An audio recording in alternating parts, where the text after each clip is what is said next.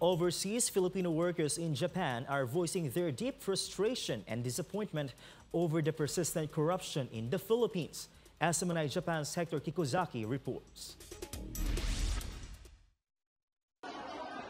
SMNI News spoke with overseas Filipino workers here in Japan to hear their thoughts on the worsening corruption in the Philippine government. Here's what they had to say. Thousands of Filipinos attended two major gatherings in Tokyo and Nagoya, Japan, led by Philippine Vice President Sara Duterte.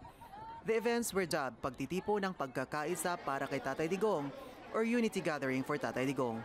At these gatherings, many OFWs expressed serious concern and frustration over the deepening corruption back home, saying it directly affects the welfare and livelihood of their families left in the Philippines. Kahit gagong tao, aware na aware sa lahat ng mga korupsyon na nangyari ngayon sa Pilipinas. Kahit siguro mga tanga, alam nila yung mga pangyayari sa sobrang dami ng naglalabas ang korupsyon sa Pilipinas. Of course, nakaka-insulto siya. Nakakagalit, nakaka-insulto. Kasi isipin mo kami dito halos, like ako, I work 7 days a week. Dalawa ang work ko, every day.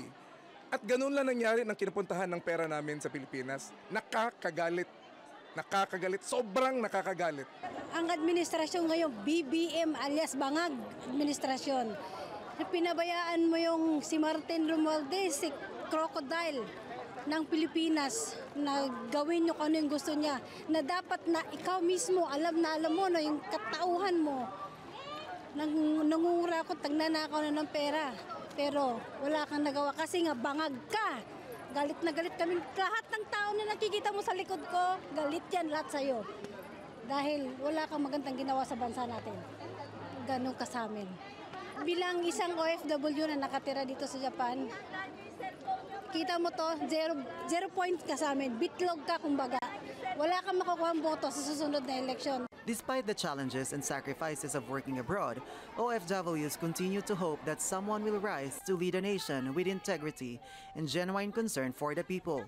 So yung corruption sa Pilipinas, it's so unfair, especially for us OFWs kasi we're sending monies. Ako actually, in a month, nagpapadala ko 3 times. Ngayon, kukurakutin lang and then they are spending for their personal things. Ang mamahal ng mga gamit, samantalang yung mga Pilipino naghihirap sa abroad, maraming mga Pilipinong naghihirap sa Pilipinas, tapos sila buhay marangya. So I believe the best thing is that the President should act. Dahil syempre, we know yung sa DPWH, tapos kay Martin Romualdez, Zaldico, what happened? Walang sinabi ang presidente. So ikaw ang presidente, dapat ikaw talaga ang mag-manage, ikaw talaga maghanap ng solusyon. Paano solusyonan ang korupsyon? Kung wala kang solusyon dyan, what's your point? Naging presidente ka, umalis ka. Yung sistema natin, lalo-lalo yung sistema natin, yung malalaking tao na nasa sa likod niyan, talagang kailangan silang pababain at ikulong. Yun lang naman talaga eh. Hindi lang yung nasa baba, yung mga contractor, kung ano. Yung pinakagusto talaga naming mangyari is yung nasa likod niyan, behind sa korupsyon na nangyayari sa Pilipinas na malalaking tao. Congressman Zaldico at si Martin Romualdez.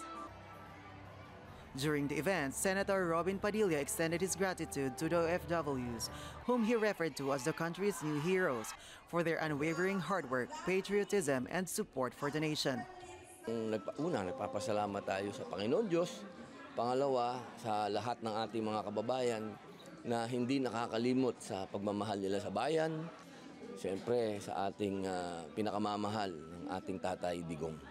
Alam nyo, napakaganda po ng mensahe ng ating pangalawang Pangulo na kung hindi po dahil sa inyo, talaga pong malulungkot ang bayan natin. Kasi wala naman po tayong export kundi tao. At yan po ay kayo. At kayo po ang bumubuhay sa ating ekonomiya. Nung panahon ko po sa MoneyGram, nasa $35 billion ang ipinapasok ng ating mga OFW. Wala pong humpay yan. Kayo po ang mga totoong bayani ng bayan. Kaya kung ang atin pong pangalawang Pangulo ay umiikot sa iba't ibang bansa at pumupunta sa inyo, ito po'y paglilingkod. Hindi po siya naglalakwatsa. Siya po ay bumibisita, siya po ay naglilingkod, siya po ay nagbibigay ng kanyang kapangyarihan para kayo po ay mabisita at mabigyan ng kahalagahan. Coinciding with these gatherings in Japan was the 53rd anniversary of the declaration of martial law in the Philippines, a day marked by massive protests nationwide, where Filipinos took to the streets to denounce corruption and abuse of power. Even while working overseas, Filipinos remain vigilant and deeply concerned about the state of the nation. Their voices echo a powerful reminder: corruption in the Philippines is not just a local issue. It affects every Filipino, both at home and abroad, who hopes for honesty and effective governance. Reporting from Tokyo, Japan, I'm Hector Kikuzaki, your global citizen correspondent, SMNI News.